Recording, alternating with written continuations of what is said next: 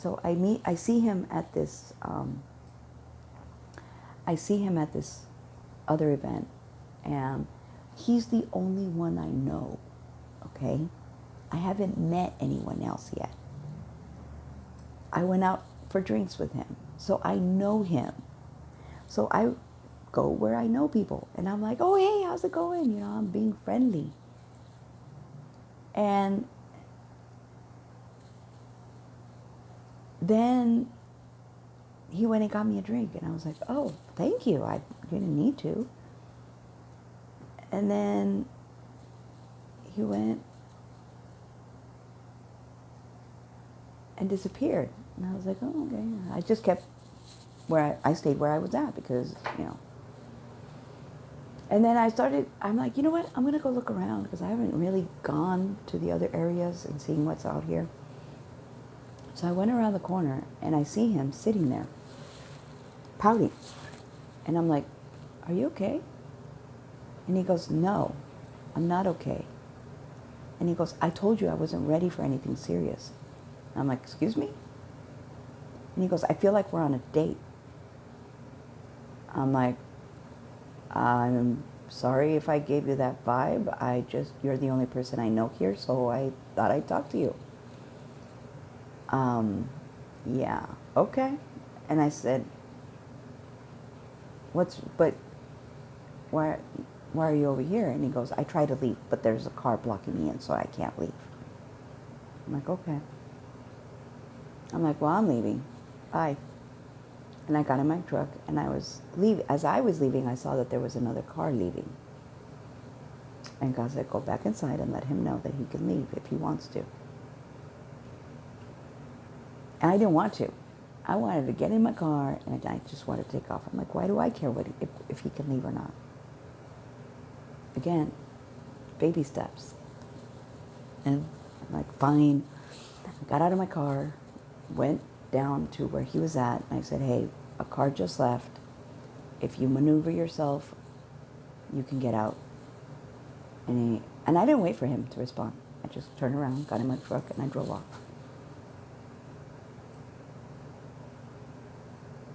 And I never saw him again until recent, like not recent, but I saw him when I was walking, when I had just moved back from California. And so when I meet this man and everything feels different, I don't get angry at the things that other men would make me angry about. Because I could feel that they were doing it out of a place of just not from their heart. They were being manipulative. They were being vindictive. They were showing signs of narcissist. Now, narcissist is the Jezebel spirit. Okay, anyone who gives off Jezebel's or narcissistic tendencies, and we all can at any time. That's the Jezebel spirit, okay? Because the Jezebel spirit is controlling and manipulating and coercing, and it tries to get you into a submissive posture by using external influences. In other words, they want to get you into a position where you're going to be forced to submit to them because you feel obligated, because of you are looking in a certain way and you don't want to be looked at that way. That's how they get you. They pin you up against the wall. Anyway, so just not really. At that point, I was just ready to have fun. And when they started having these events and stuff that were outside events, and I was having fun, I was enjoying myself. And then this man comes in, and I was like, well. And there was an event that he was supposed to be at, but he had something come up, and he couldn't make it. And I was bummed because I wanted to see, when I found out he was on the list, I was like, I wanted to see him. I thought this was an opportunity for us to keep talking. Because when I talked to him, it wasn't like when I talked to other men.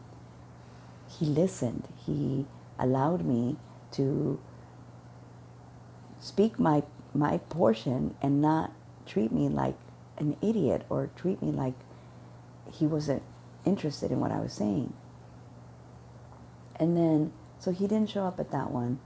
So I didn't think I was going to see him again. But there was a taco festival, and he showed up.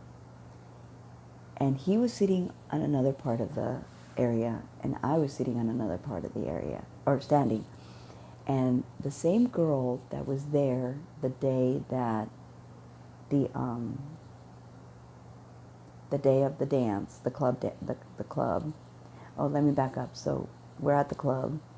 I'm dancing up a storm, okay, because I love dancing. God has always had me be on the dance floor, and I was having a good time, and then finally it was time to go because tomorrow, the following day was Sunday, and I wanted to be home, so I can get my house, my apartment cleaned up and all that. And he goes, "Oh, you're leaving?" And I said, "Yeah, I'm heading out. I got to drop off Michaela, and then I got to go over there, back home." And he goes, "I'll walk you." And I said, "Okay." And to this day, I regret this. So I'm kind of like doing this number because I'm cold. And he went to offer me his jacket, and I turned him down. And he goes, "Oh, you're cold? Here, let me give you my jacket." And I'm like, "No, I'm okay. My car's only right there." If Michaela hadn't have been there with me, I would have taken his jacket, maybe even gotten him a kiss, exchanged numbers, gotten in my car, and who knows what would have happened. Oh, even now my stomach gets butterflies just thinking about what could have happened. But Michaela was there. And he went to his car, and I went to mine. And because Michaela witnessed this, and she was upset about this other man, because I didn't explain this part. When I was talking to this man, she walked in, and then I went to go get a drink.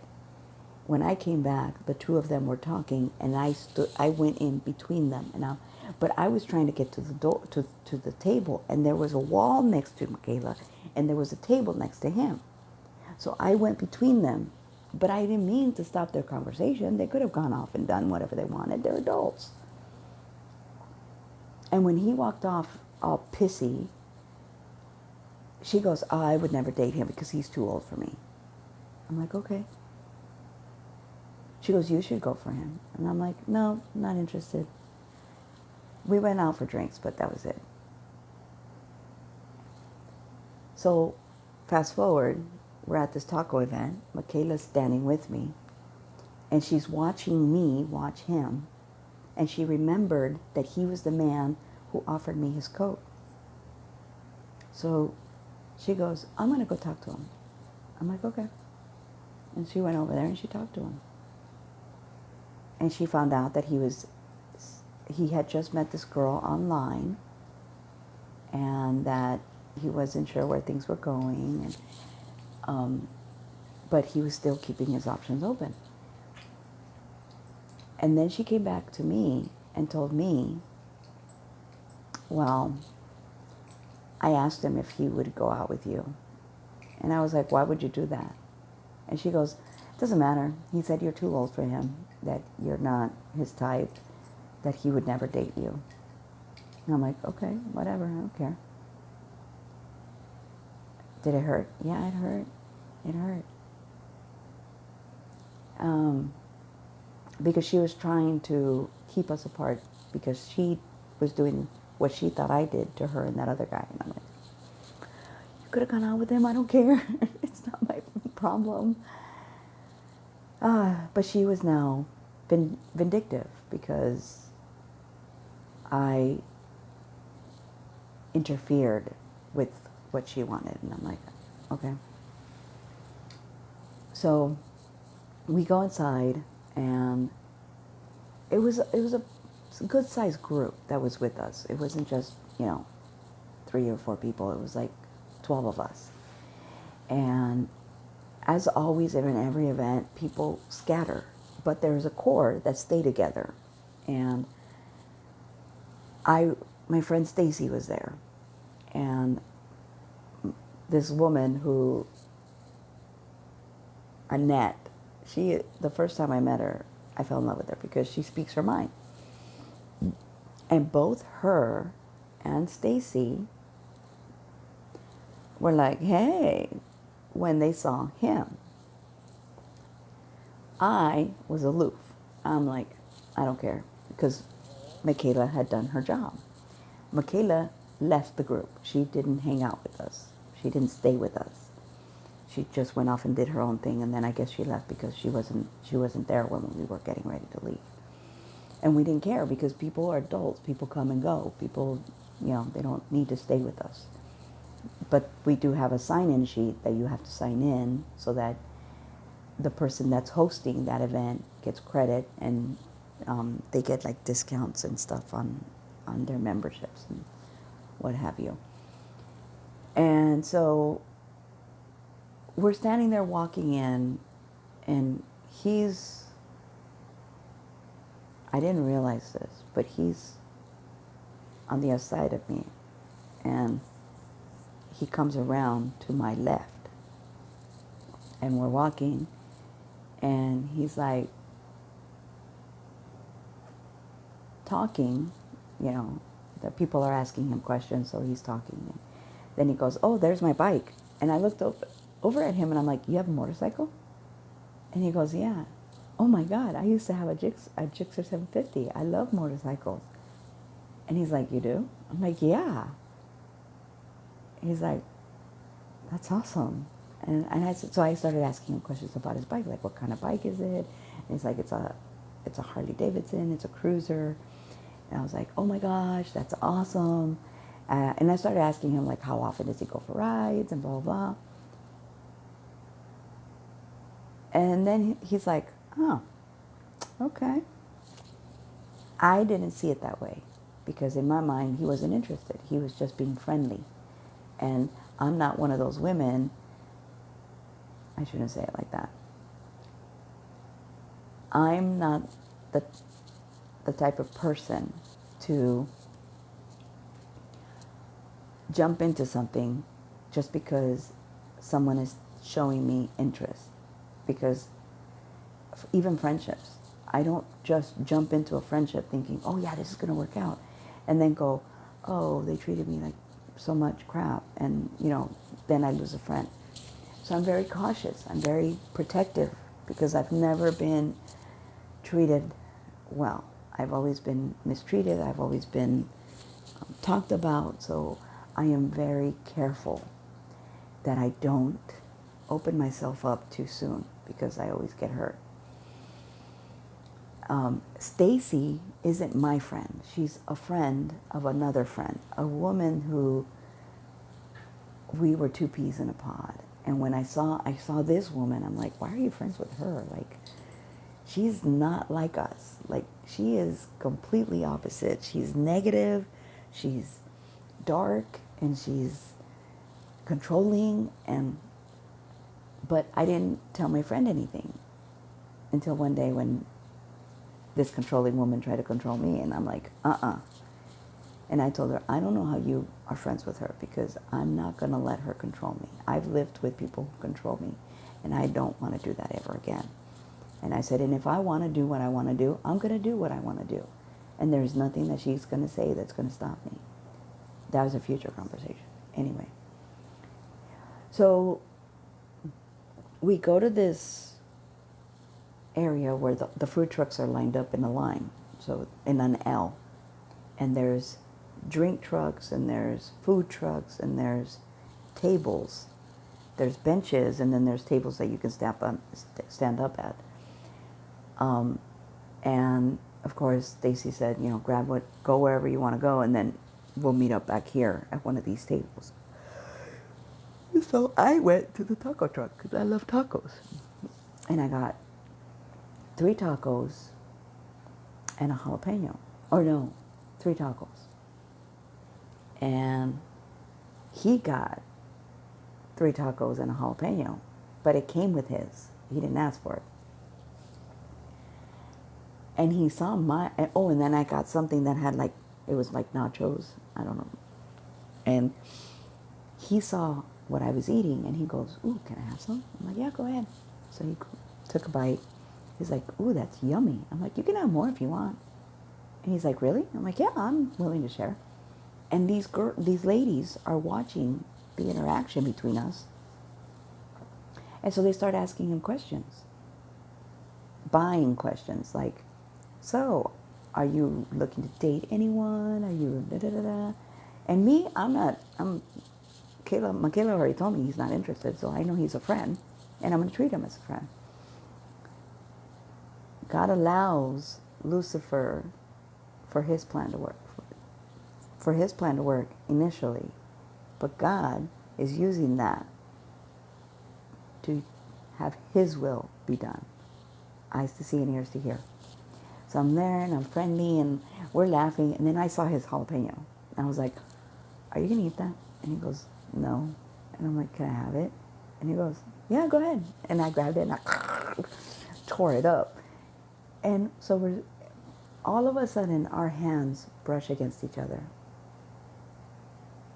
And there was a spark. And I know he felt it because I felt it. And I was like, I've never felt a spark before with someone. And we hung out together and we started going towards where they were playing live music, and I started dancing like I always do, and he goes, do you dance everywhere you go? I'm like, yeah, I do. I love music. It's been with me forever and a day, and it's the only thing that keeps me from going crazy. And he goes, okay. And he goes, they're an interesting band. I'm like, yeah, they are. They are an interesting band. I said, but it sounds good, you know. It's got a beat, because they were playing Mexican music, and then they started playing Mexican techno music, and then Mexico techno banda music, which is an interesting take on playing Mexican music. And so we're having a good time. And then as we're heading out, I'm like, I need to go to the bathroom. And everybody's in agreement. They're like, yeah, me too, me too, me too. So we all head towards the bathroom. And when I come back out, I'm like, oh, did he leave? Did he leave? And I'm looking for him. And I turn around and boom, there he is. I'm like, oh. And so we walk outside with the group. And Stacy says, you should come to game night tonight. And I turn around and I look at him and I said, yeah, you should. And this, if I hadn't have been driving, if I had been in the car with someone else, I would have offered to go with him on his bike. But I was driving. And Stacy had asked me if I wanted to drive together. And I said, no, I'll drive myself so that way I can leave when I'm ready. I wish I had taken a car with her. Anyway. So he goes, well, do you guys have the address? And Stacy's like, it's on the website. And he goes, well, I'm riding my bike. I can't really look at my phone while I'm riding, and I can't really hear. Yes, he can. He just wanted someone to ride. Anyway, so I said, you know what? I can give you directions on how to get there. I said, so what you're going to do is you're going to get the 51, and you're going to do this, and you're going to go on that, and you're going to get off here, and you're going to take a right, and then you're going to turn on 70th Street. And he's like, okay. And I got in my car, and I drove, and I got ready to go, and I went to the event, and we were playing games when he arrived, and I was like, fear. The entire night, all he did was watch me. So I'm sitting there playing video game, or not video game.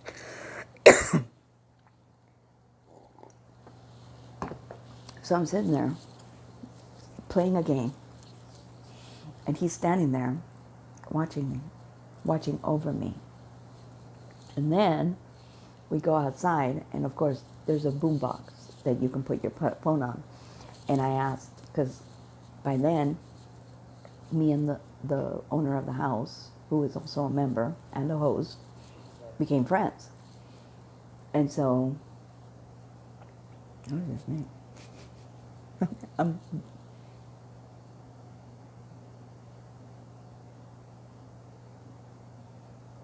anyway, I'm drawing a blank on his name, but I went up to him and I said, "Hey, can I play my phone on your boombox, on your speaker?" And he goes, "Yeah, of course, go ahead." So I plugged in my phone. At the time I had an iPod, so I plugged in my iPod, and I had a repertoire of music, and I told everybody, I said, "Guys, you're going to hear all kinds of music from all genres, from all languages, so deal with it." And I pressed play. I don't know how he knew that it was my iPod. Okay? So we're it's the four of it's him, another guy, me, and my friend. And we're talking. And then we started to decide to play a game of bean bag toss. What's it called? The bean bag game toss. There's a word for it, and I'm drawing a blank on that too. Anyway, I was just excited that we were playing together. So him and the guy are on the same team. Me and my friend are on the same team, but we're on opposite sides of each other, eyes to see, ears to hear. All of a sudden, the my iPod starts playing a Nickelback song, and he's like, "Diana, why would you have Nickelback on your iPod?" He's like, "You're only supposed to listen to that like in a deep dark corner somewhere where nobody can hear you or see you." And I'm like, "Yeah, well, I'm out in the open. I'm not going to hide. So deal with it." And we were laughing and we were having a good time until, so I got cold. And so, because it was around November-ish, December-ish time frame. So I went to go sit by the fire and hang out with the other people that I hadn't spoken to since I got there. And so we're sitting around, and across from me is this guy named Chris. My friend had just talked me into saying yes to going with her to Belize.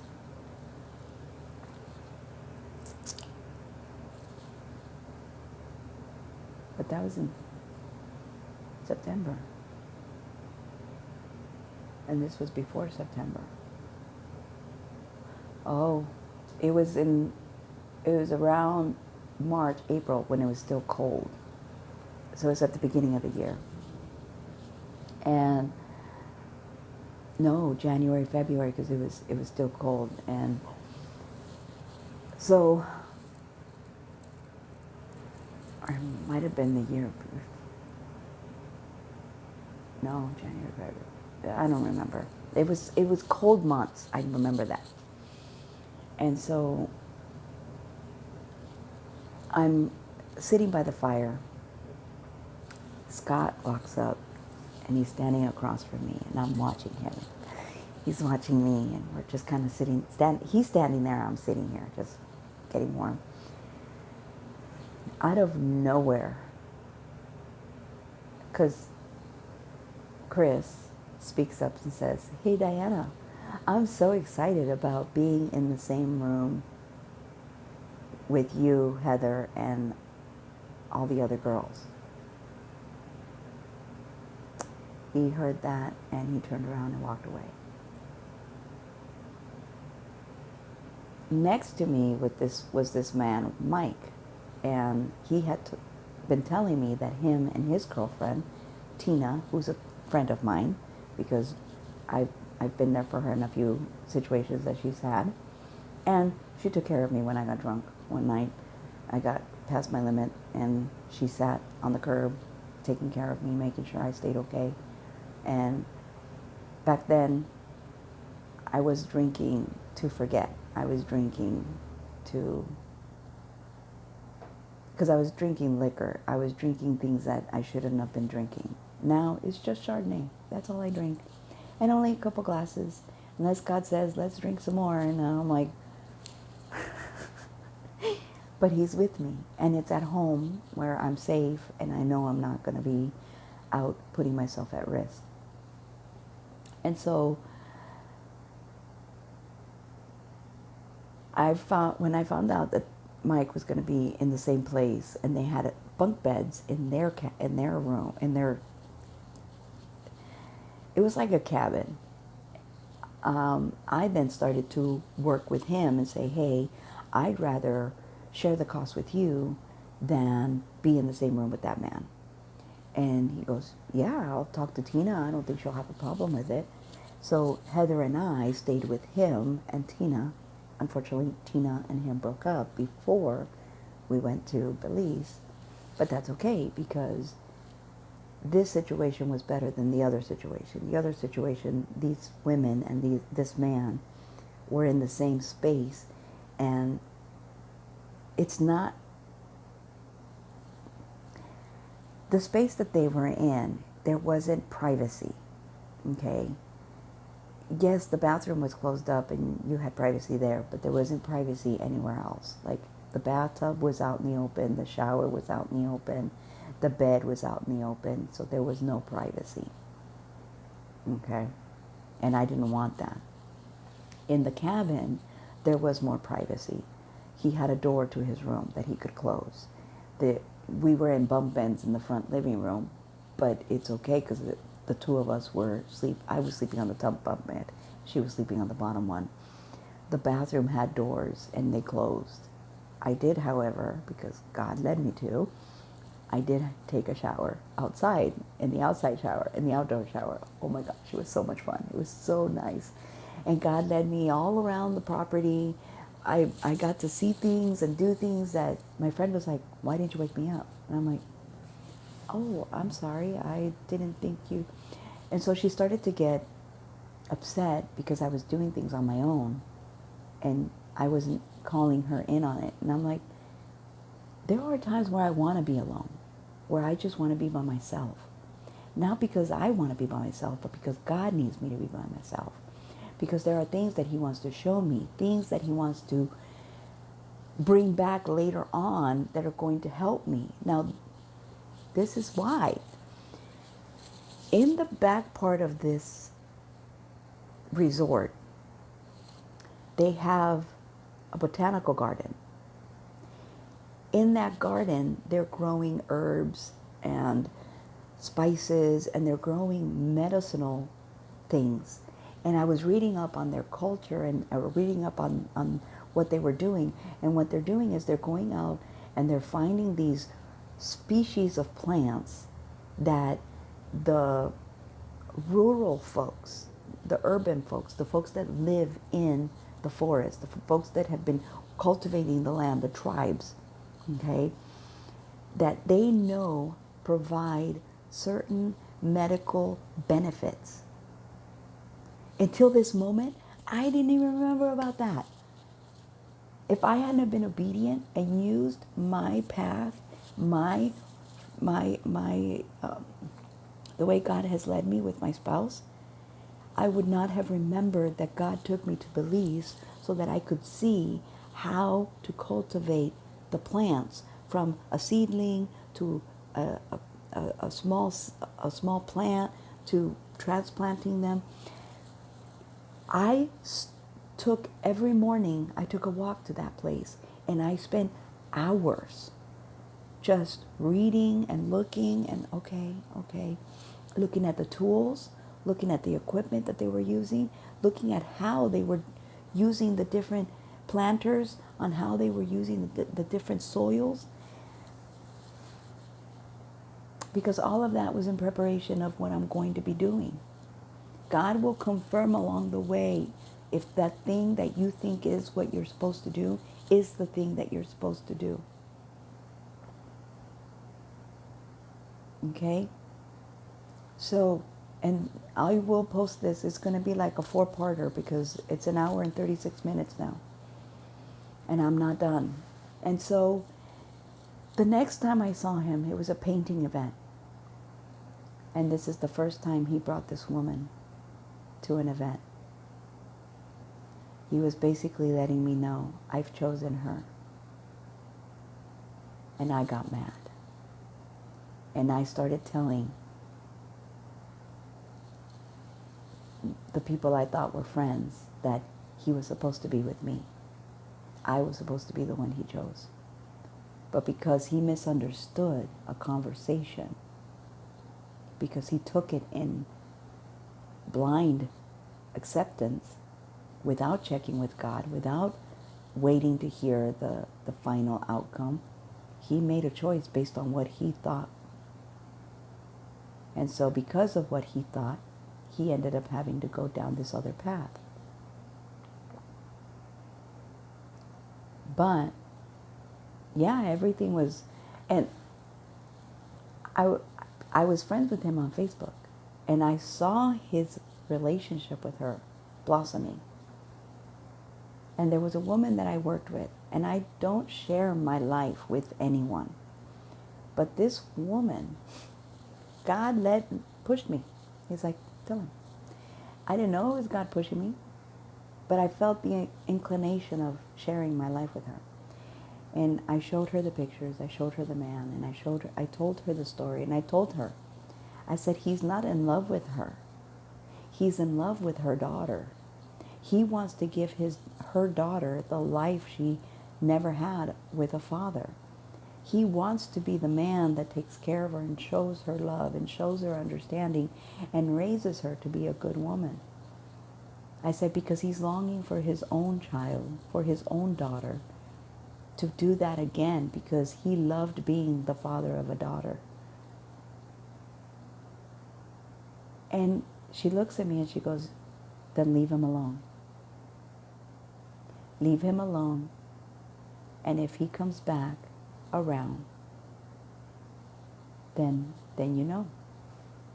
And I did. I listened to her. I left her alone because she was my Naomi. God used her as my Naomi. I didn't know she was my Naomi. Even until this moment, I didn't know she was my Naomi. I thought she was Lucifer, trying to lead me away from him. But she told me, leave him alone. Stop messaging him. Stop calling him. I didn't even call him. Stop investing your time in him. Let him be. And he did. He ended up marrying this woman. And then and he took her to all kinds of places. They visited all kinds of places. They went all across the country. They were living a great life. I wasn't watching them. These are the things I saw after, like right before I moved to California. God brought him back full circle. And I'm